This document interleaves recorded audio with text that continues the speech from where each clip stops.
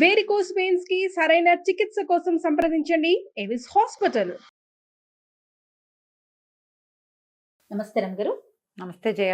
రమగారు, ఏదన్నా మంచి జరిగింది అనుకోండి, అబ్బా అదృష్ట దేవత కనుకరిచ్చిందంటాం. ఏదన్నా కొంచెం బ్యాడ్ ఇన్సిడెంట్ జరిగిందనుకో, దురదృష్ట దేవత నెత్తి మీద కూర్చుందంట. దరిద్ర దేవత, దరిద్ర దేవత అంటాం. దరిద్ర నెత్తి మీద కూర్చుంది. దానివల్ల ఇట్లా అయిపోయింది, అట్లా అయిపోయింది, నువ్వే దరిద్రం, నేనే దరిద్రం, ఇలా 100 మాట్లాడుకుంటాం కదా. నా జీవితానికి పట్టిన దరిద్రాన్ని నువ్వే అంటుంటారు జనరల్గా. జయ, నువ్వే నా అదృష్టానివి అని అనేవాళ్ళు తక్కువ కనపడి, నీ వల్లే నాకు దరిద్రం పెట్టింది అనేవాళ్ళు ఎక్కువ కనిపిస్తారు. చాలా మంది కనిపిస్తారు కదా. వాళ్ళకి తెలుసు వీళ్ళ వల్లే నాకు అదృష్టం వచ్చింది అని చచ్చినా. అంతకు ముందు నా జీవితం వేరు, ఇప్పుడు నా జీవితం వేరు. ఆ ఆలోచన మనసులో ఉన్న పైకి చెప్పరు. కానీ ఏదైనా తేడా వచ్చిందంటే నువ్వే నా బతుకి పట్టిన దరిద్రానివి అని పెళ్ళాన్ని, పిల్లల్ని తిట్టి పెట్టేవాళ్ళు కనిపిస్తూనే ఉంటారు. వీటికి, ఇలాంటి వాటికి సంబంధించి ఏదైనా స్టోరీ ఉందండి, కథలు లాంటివి? బోల్డ్ కథలు చెప్తారు జయ. చందమామలో ఎన్ని కనపడతాయో. ఇది అదేదో దేశపు కథట, ఏదో దేశం. ఒక అన్న తమ్ముడు ఉండేవాళ్ళు ఇద్దరు. అన్న భాగ్యవంతుడు, తమ్ముడు దరిద్రుడు. అదేమిటో కథల్లో అలా ఉంటాయి జయ. అన్నయ్యలు బాగా సంపాదించేసుకుంటారు, వాళ్ళకి మంచి మంచి పెళ్ళాలు కూడా డబ్బులు తెస్తారు, తమ్ముడికి ఏమి ఉండదు. అయ్యో, ఈ తమ్ముడు ఏదైనా చేయబోతాడు, అన్నయ్య వాడిని ఇది చేస్తాడు. అలాంటి కథలే కనిపిస్తాయి ఎక్కువగా అన్న తమ్ముళ్ళల్లో కనిపిస్తాయి ఇవి. ఈ కథ, చందమామ కథలన్నీ ఇలాగే. అయితే ఏమైందట, తమ్ముడికి పెద్దగా ఏం లేదు, అన్నయ్య పొలంలోనే కాపలా ఉండటం, అన్నయ్య గేదెలు తోలుకు రావడం, అలాంటివేవో చేసుకునేవాడు. అయితే ఆ 7 అన్నయ్య పంట పొలం విరగపండిందట. అన్నయ్య తమ్ముడిని కాపలా పెట్టాడు. ఈ తమ్ముడు ఆ పొలంలో కూర్చున్నాడు. కూర్చుని, ఏమిటి నాకు దరిద్రం, నాకేమీ లేవు, మా పొలం అసలు ఏం పండదు, ఏమికేమి ఇంతంత పండేస్తుంది, వీడి అదృష్టానికి కారణం ఏంటి, నా దురదృష్టానికి కారణం ఏమిటి, అసలు ఏమిటి అని ఆలోచించుకుంటున్నాడు. నా బతికి ఇంకా మారదా, ఎప్పటికీ నా జీవితం ఇంతేనా, నా పెళ్ళాం పిల్లలు ఇలాగే అడుక్కు తింటూ ఉండాలా, నేను ఎప్పుడు పనిచేస్తూ ఉండాలా, ఇవే వస్తాయిగా ఊహలు. ఊహిస్తుంటే ఈ దూరంగా పొలంలో ఒక ఆవిడ ఎవరో కనపడింది. ఆవిడ ఒక తెల్లటి చీర కట్టుకుంది, నాజుగ్గా కనపడుతోంది. వంగి వడ్ల కంకులు ఏరుతోంది, పొలం వైపుకి వస్తుంది, మళ్ళీ కంకు ఏరుతోంది, మళ్ళీ పొలం వైపు వస్తుంటే ఇతనికి అర్థం కాదు. కబకబా వెళ్ళి ఆవిడ చేయించుకున్నాడు. ఏమమ్మా, ఎవరు నువ్వు, ఏం చేస్తున్నావు పొలంలో అంటే, నేను మీ అన్నయ్య యొక్క భాగ్యదేవతని, పొలంలో కంకులు రాలిపడిపోతే అవి తీసి గడ్డి కంటిస్తున్నానని చెప్తుంది. కిందకి రాలిపడిపోయిన కంకి తీసి గడ్డి మీద నుంచి, అదే వరి రెమ్మ మీద నుంచి కంకి రాలిపోతుంది, ఆ రెమ్మ కంటించేస్తుంది ఆవిడ. వీడు చూస్తున్నాడు, కిందేం లేవు, కింద పడిన 1 ఎరా పడితే ఈవిడ అటు ఇటు తిరిగి కింద పడిన దాన్ని మళ్ళీ పైకి అంటిస్తుంది. వాడు అదృష్టం అన్నమాట. దేవత స్వయంగా అంటే చూడండి. తెల్లపోయాడు. మా అన్నయ్య భాగ్యదేవత, మరి నా భాగ్యదేవత ఎక్కడుందమ్మా, మేమిద్దరం ఒకటే కడుపును కాదు పుట్టాం కదా, అదే ఒక్క కంచంలో తిన్నాం, ఒక్క మంచంలో పడుకున్నాం, ఒక తల్లి కడుపునే పుట్టాం, అన్నీ ఒకటే పంచుకున్నాం, మా అన్నయ్యకి భాగ్యదేవత ఉంది, మరి నా భాగ్యదేవత ఎక్కడుందమ్మా అన్నాడు. అడిగితే ఆవిడేం చెప్పింది, దక్షిణం కొండల వైపుకి పొడుగ్గా చేయి జాపి చూపించి, ఆ దక్షిణపు కొండల్లో ఉంది నీ భాగ్యదేవత అని చెప్పింది. చెప్పేసరికి వీడు సరేననుకుని సాయంత్రం ఇంటికి వెళ్ళిపోయి పెళ్ళాం పిల్లల్నేమో అత్తారింటికి పంపేశాడు. తన దగ్గర ఉన్నవన్నీ మూట కట్టుకుని బయలుదేరిపోతే వాళ్ళ ఇంట్లో ఒక పాత పొయ్యి ఉంది. ఆ పాత పొయ్యి వెనకాల నుంచి ఒక జుట్టు విరబోసుకుని మురికి పట్టిన చీర కట్టుకున్న ఒక ఆడది లేచి వచ్చింది. వచ్చేసరికి ఇతను అడిగాడు, ఎవరమ్మా నువ్వు అన్నాడు. నేను నీ దరిద్ర దేవతని, నన్ను వదిలిపెట్టి ఎక్కడికి పోతున్నావురా అంది. అనేసరికి ఇతను అన్నాడు, నువ్వు ఇక్కడే ఉండు మా ఇంట్లోనే, నేను దక్షిణపు కొండల్లోకి వెళ్తున్నాను అంటే ఎవడికి ఏడవటం మొదలుపెట్టింది. దరిద్ర దేవత, నన్ను వదిలిపెట్టిపోతావా, ఎన్నాళ్ళ నుంచో నిన్నే నమ్ముకుని ఉన్నాను, నన్ను వదిలిపెట్టిపోవద్దు, నేను నీ భుజాల మీద ఎక్కుతా, నన్ను తీసుకెళ్ళండి అనేసరికి ఇతను అన్నాడు, అమ్మ భుజాల మీద ఎక్కితే మొయ్యలేను, నా దగ్గర ఒక మూట ఉంది, అందుకని ఓ చిన్న సీసా తీసాడు. ఏమన్నాడు, నువ్వు చిన్న సీసా ఉంది, సీసాలో దూరి కూర్చో, నేను నిన్ను తీసుకెళ్తా అనేసరికి దరిద్ర దేవత అంత ఉన్నది, ఇంత జుట్టు వెరబోసుకుని మురిగుడ్డ కట్టుకుని ఉందిగా, చిన్నదైపోయి సీసాలోకి దూరింది. సీసా బిరడా మూసేసి వెళ్ళే దారిలో ఎక్కడో ఓ చోట బురదగుంట కనపడితే వీడేం చేశాడు, ఆ పక్కన ఒక కర్ర అందుకుని బాగా లోతుగా గుంట తీసి ఈ దరిద్ర దేవత ఉంది కదా సీసా, అందులో పెట్టేసేసి తొక్కేసాడు లోపలికి. తొక్కేసి ఆ మట్టంతా పెట్టి కప్పేసేసి ఆ చుట్టుపక్కల ఉన్న మట్టంతా విరజిమ్మేశాడు బురదగుంటలోకి. అది ఎక్కడో పోయి కూర్చుంది దరిద్ర దేవత. వీడు నడుచుకుంటూ పోయాడు, దక్షిణపు కొండల్లోకి వెళ్ళాడు. వెళ్తే రకరకాల పనులు కనపడుతున్నాయి. ఈ చిన్నది మొన్నది పనిచేసి తింటున్నాడు. అయితే ఈ దక్షిణపు కొండల ప్రాంతాల్లో ఆ ప్రాంతంలో నూతులు తీస్తున్నారు, గోతులు తవ్వుతున్నారు ఎవరో.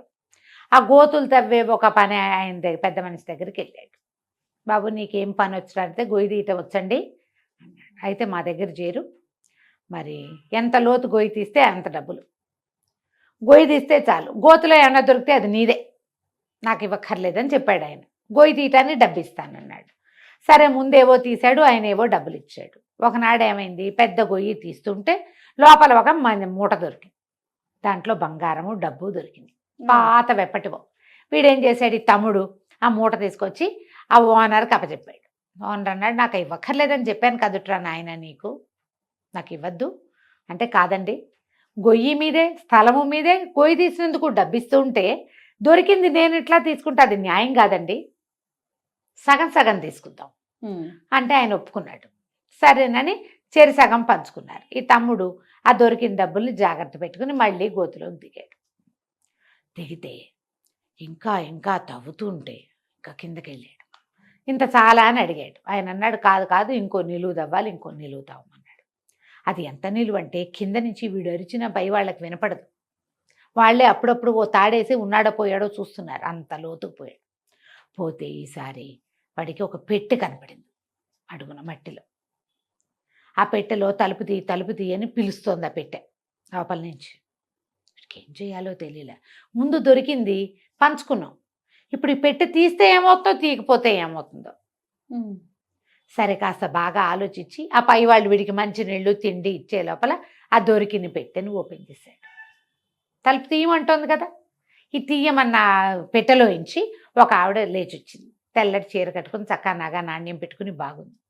ఎవరమ్మా నువ్వు, పెట్లో ఎట్టా ఉన్నావమ్మా అన్నాడు. నేను నీ భాగ్యదేవతనరా, నువ్వు నన్ను వెతుక్కుంటూ వచ్చావు, ఇంత దూరం దక్షిణ దిక్కు కొండల్లోకి వచ్చావు కదా, నన్ను వెతుక్కుంటూనే వచ్చావు, నేనే నీ భాగ్యదేవతని, ఈ పెట్లోనే పెట్టి నన్ను నీతో తీసుకుపో, నేను ఇంక నీతోటే ఉంటానంతే. దరిద్ర దేవతని వీడు పాతి పెట్టాడు, దానికి ఎలకల. ఈ దేవతను పుచ్చుకుని పైకి వచ్చాడు. పైకి వస్తే ఇంకా పెట్టెలో బోళ్ళంత బంగారాలు అవి ఇవి ఉన్నాయి.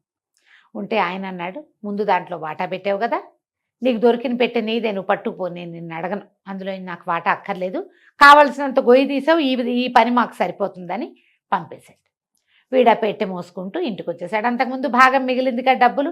ఇంటికి వచ్చాక వీళ్ళ భూమి పండటం మొదలుపెట్టింది. సడన్గా ఏదో పెద్ద వాన పడింది, దాంతో భూమిలో రకరకాల పచ్చగా మొక్కలు మొలిచి వచ్చినాయి. అంటే అంతకుముందు అది బీడు భూమిగా ఉండేది, మొక్కలు మొలుస్తున్నాయి.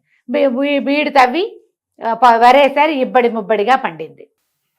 వీడు ఎక్కడో ₹1 మధు పెడితే అది ₹100 వచ్చింది. ఎవరికో ₹10 అప్పిస్తే వాళ్ళు ₹100 వెనక్కి తిరిగి ఇచ్చారు. ఇక డబ్బులతో నిండి డబ్బు వస్తే అట్లాగే కదా మాసమ్మ, కొబ్బరికాయలోకి నీళ్ళు వచ్చినట్టు సలలితముగా నారికేళ్ళ సలలేమి భంగిని అన్నారు, అలా వచ్చేస్తాయి. ఎంత కామ్గా వస్తుందో తెలియక రావటం మొదలైతే అక్కడి నుంచి హాయిగా భాగ్యదేవతతోటి సంతోషంగా ఉన్నాడు. పెళ్ళాం పిల్లల్ని తెచ్చుకున్నాడు, ఇల్లు వాకిలి సవరించుకున్నాడు. కాకపోతే ఇతను ఏం చేశాడంటే, తన దరిద్ర దేవతను పోగొట్టుకుని భాగ్యదేవతని సొంతం చేసుకున్నందుకు ఊళ్ళో ఎవరైనా సహాయం దరిద్రులు వచ్చి సహాయం అడిగితే తన భాగ్యాన్ని వాళ్ళకి పంచడానికి సిద్ధంగా ఉండేవాడు. అదృష్టవంతులు చేయవలసిన పని ఏంటంటే ఇది, నాకు దొరికింది అని నేనే దాచుకోకూడదు, దాంట్లో భాగం పెడుతూ ఉంటే పెరుగుతుంది అది. ఇతరుల దరిద్రాన్ని పోగొట్టడం వల్ల సహాయాలు చేసేవాడు. అయితే ఒకనాడు ఇతను బజార్ వెళ్ళి తిరిగి వస్తుంటే అన్నయ్య వదిన పిల్లలు కనపడ్డారు. ఆహాహా అని కావలించుకున్నారు, రా అన్నయ్య మా ఇంటికి రా, ఇవాళ మా ఇంట్లో ఉందరుగానని వీళ్ళందరినీ పొలమని గుంపందరినీ ఇవి తీసుకొచ్చుకున్నాడు. తీసుకొచ్చాక రాత్రి భోజనాలు చేశారు. ఇల్లు బ్రహ్మాండమైన ఇల్లు, వేయమని ఉన్నాయి, బోళ్ళని షడ్రసోపేతమైన పదార్థాలు, ఇల్లు వాకిలి ఎంత కళగా ఉంది, పచ్చగా అంతే, అంతా లక్ష్మీ వైభవం కనపడుతోంది. ఆ అన్నయ్య అడిగాడు, ఎరా ఎట్ట బాగుపడ్డావు, ఏమిట్రా నీ పొలం కూడా బాగా పండుతుందని ఇవాళ రేపు ఎవరో చెప్పారు, ఏం జరిగింది, ఏం చెందావు అని అంతా అడిగాడు. అడిగితే ఈ అదృష్టవంతులకి ఏముంటుందంటే తమ కథ చెప్పుకుందామని ఉంటుంది.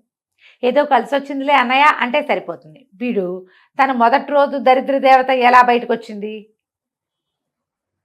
ఆ దరిద్ర దేవతను తను ఎక్కడ పాతి పెట్టింది, అక్కడి నుంచి తను ఎలా వెళ్ళింది, ఆ కథ అంతా చెప్పాడు.